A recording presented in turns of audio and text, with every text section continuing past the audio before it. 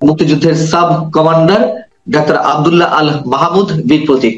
Doctor Abdullah Al Mahmud, আপনাকে আমরা স্বাগত জানাচ্ছি, স্যালুট জানাচ্ছি।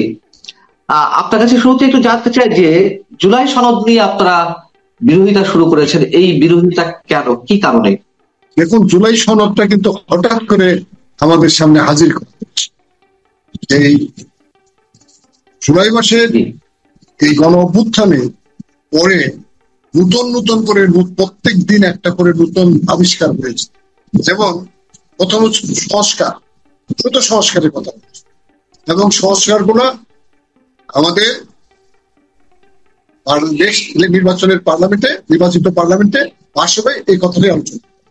এখন বলা হচ্ছে জুলাই সনদকে আমাদের পবিত্র সংবিধানের উপরে স্থান দিতে হবে, এবং এইটা আমাদের প্রচন্ড রকম ভাবে মানসিক আঘাত দিয়েছে। কারণ আমরা যে সংবিধান মুক্তিযুদ্ধের 9 মাস মুক্তিযুদ্ধের মাধ্যমে আমরা একটা দেশ স্বাধীন করেছিলাম, সেই স্বাধীন দেশে সমস্ত বিজ্ঞ নাগরিকরা, বিজ্ঞ মানুষেরা এই সুচিন্তিত ভাবে আমাদের মুক্তিযুদ্ধের ফসল হলো আমাদের এই সংবিধান। কারণ আমরা মুক্তিযুদ্ধ করে দেশ পেয়েছি, দেশ পরিচালনা করার জন্য পাকিস্তানিদের হাত থেকে, যে পাকিস্তানের এই সমস্ত ভূতদের হাত থেকে একটা নূতন সংবিধান আমরা তৈরি করেছিলাম, এবং এই নূতন সংবিধান অতি উন্নত মানের সংবিধান। এরকম যে আমরা মুক্তিযুদ্ধ করেছিলাম, বিশেষ করে মুক্তিযুদ্ধ পাকিস্তানের ইসলামী তন্ত্র এবং এই নির্যাতন, এর বিরুদ্ধে কিন্তু যুদ্ধটা ছিল, এবং বাঙালি নির্যাতন। তো সুতরাং বাংলা ভাষার উপরে, বাঙালিদের উপরে টোটাল নির্যাতনের জন্য কিন্তু মুক্তিযুদ্ধ হয়েছে, এবং এই মুক্তিযুদ্ধে আমরা বিজয় অর্জন করেছি। বিজয় অর্জন করার পরে আমাদের মুক্তিযুদ্ধের যে চেতনা, সেই চেতনাটা কি? চেতনাটা হলো গণতন্ত্র, ধর্মনিরপেক্ষতা এবং সমাজতন্ত্র, দরিদ্র মানুষের জন্য। আমরা জানি বঙ্গবন্ধু সারা জীবনের স্বপ্ন ছিল দরিদ্র মানুষকে নিয়ে কাজ করা এবং ধর্মনিরপেক্ষ, এবং এটা ইতিহাসে প্রমাণ আছে। এখন এই সংবিধানকে অস্বীকার করা মানে কিন্তু আমাদের বাংলাদেশকে অস্বীকার করা, আমাদের মুক্তিযুদ্ধকে অস্বীকার করা। আমরা এটা কি করে মেনে নিতে? যদি তারা জুলাই সনদ করতে চায়, জুলাই সনদ এরা কেন করবে? এরা কি ভোয়ার দেয়? তারা তো আমাদের স্বীকৃত কোনো নেতা নাই। হঠাৎ করে লটারি পাওয়ার মতো ইউনূস সাহেব ক্ষমতা পেল, তাও 2 দিন পরে।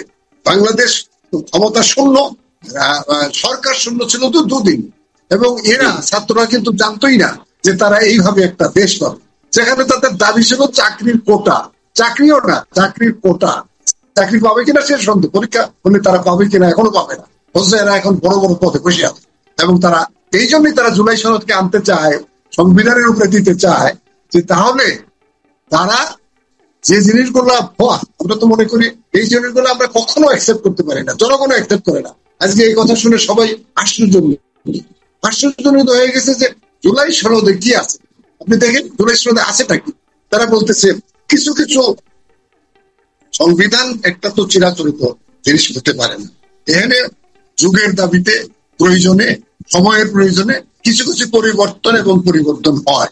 সেখানে আমাদেরও কিছু কিছু পরিবর্তন, যেমন প্রধানমন্ত্রীর সময়কাল, প্রেসিডেন্ট কিভাবে নির্বাচিত হবে, এই কিভাবে, এগুলো তো কোনো বিতর্কের বিষয় না। বিতর্কটা হলো যে আমরা যা রক্ত দিয়ে প্রতিষ্ঠা করেছি, 30 লক্ষ শহীদের বিনিময়ে আমরা আমাদের স্বাধীনতা অর্জন করেছি, সেই স্বাধীনতা অর্জনের সুফলিত হলো আমাদের সংবিধান। এই সংবিধানের উপরে কি করে জুলাই সনদ আছে? এটা তো অবাস্তব একটা অর্বাচীনের মতো কথা। এটাকে কখনো মেনে নেওয়া যেতে যাবে, এটা কখনো হবে না। বিষয়টা আমি একটু ভালো করে জানার চেষ্টা করি, বোঝার চেষ্টা করি। আপনি বলছেন সংবিধানের উপরে স্থান দেওয়া হচ্ছে, অর্থাৎ জুলাই সনদটা বাস্তবায়নের জন্য সংবিধানের আওতায় সংসদে কোনো আলোচনার দরকার নেই, বিষয়টি এরকম? সংবিধান ছাড়া, পার্লামেন্ট ছাড়া, অর্থাৎ সংসদ ছাড়া কোনো সংবিধানই তো বাসিত কোনো কিছু হতে পারে না। একটা শব্দ, একটা দাঁড়িয়ে, একটা কম সংযোজিত হতে পারে না, সেই পার্লামেন্টই তো নাই। তাহলে এদের কথা বলতে এই যারা এরা নির্দেশিত, এরা আমি মনে করি কোনো একটা দেশের এজেন্ট হিসেবে কাজ করছে এখানে, সুবিধা দেওয়ার জন্য, আমাদের জনগণের সুবিধার জন্য তারা কিছুই চিন্তা করছে না। যদি চিন্তা করতো তাহলে জুলাই সনদ একটা করে সনদের ছাড়া আনতেছে, আবার আগে এটা বলতো না, কিছুদিন এই মাসখানেক যাবত তারা বলতেছে যে জুলাই সনদটা এর ঊর্ধ্বে, একে চ্যালেঞ্জ করা যাবে না এবং কোন কোর্টেও এটা নেওয়া যাবে না। এটা তো অবাস্তব সব কথা, অর্বাচীনদের কথা। এটা কি করে হতে পারে? আপনারা এই ক্ষেত্রে বিরোধিতা করছেন, কিন্তু ফরমালি বা আনুষ্ঠানিক ভাবে কি আপনারা আপনাদের মেসেজটি পৌঁছে দিয়েছেন সরকারের কাছে?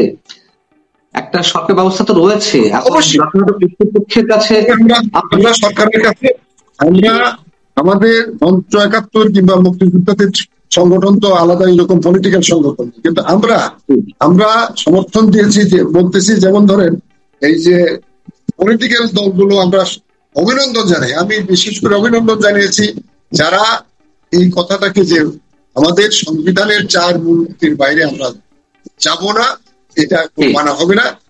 গণফোরাম, কমিউনিস্ট পার্টি, জাসদ, বাসদ এক অংশ, এরা কিন্তু এটা জানিয়ে দিয়েছে এবং আমরাও মঞ্চ ৭১ মাধ্যমে আমরা বলতে চাই যে আমরাও কখনো আমরা মানবো না এবং এটা করার কোনো অধিকার এই সরকারের না। তাহলে এই সরকার তো পাশ করবেই, যে প্রক্রিয়ায় এগোচ্ছে, যদি রাজনৈতিক দলগুলোর মেজরিটিকে তারা ঐক্যবদ্ধে নিয়ে আসতে পারে, তারা পাশ করে ফেলবে এই জুলাই সনদ।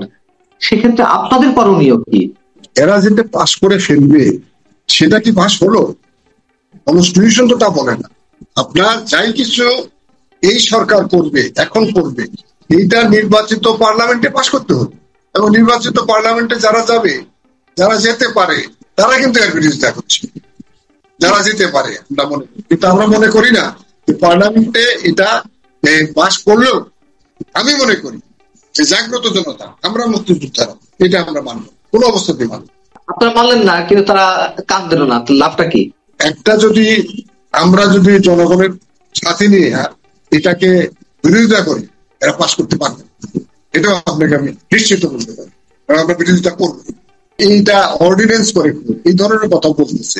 কিন্তু আমার তো মনে হয় না বাংলাদেশের যে রাজনৈতিক দলগুলো সংস্কার নিয়ে কথাবার্তা বলতেছে, এরা বৃহত্তর দল এটার বিরুদ্ধে, দুই একটা ছোট দল আমাদের ছাত্রদের এই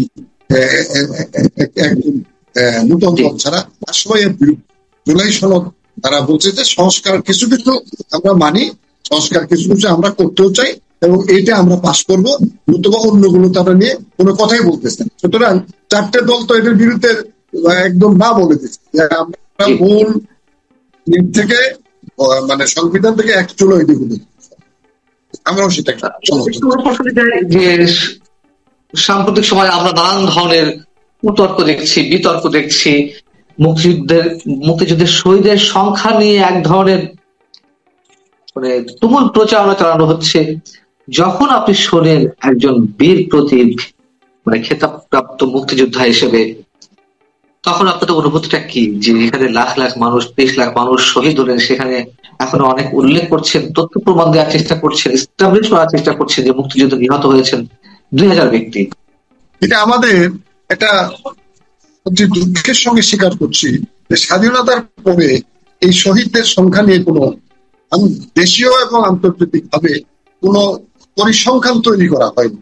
কিন্তু আমরা জানি, আমরা দেখেছি যে এর বিরোধিতা কেউ করে। আমাদের যে অগণিত সংখ্যা 30 লাখ হতে পারে, 25 লাখ হতে পারে, 30-এর বেশি হতে পারে, কিন্তু এটাকে 30 লাখ ধরেই সমস্ত ইতিহাস তৈরি হয়েছে এবং এটা যে হয়েছে এর বিরোধিতা করতেছে কারা?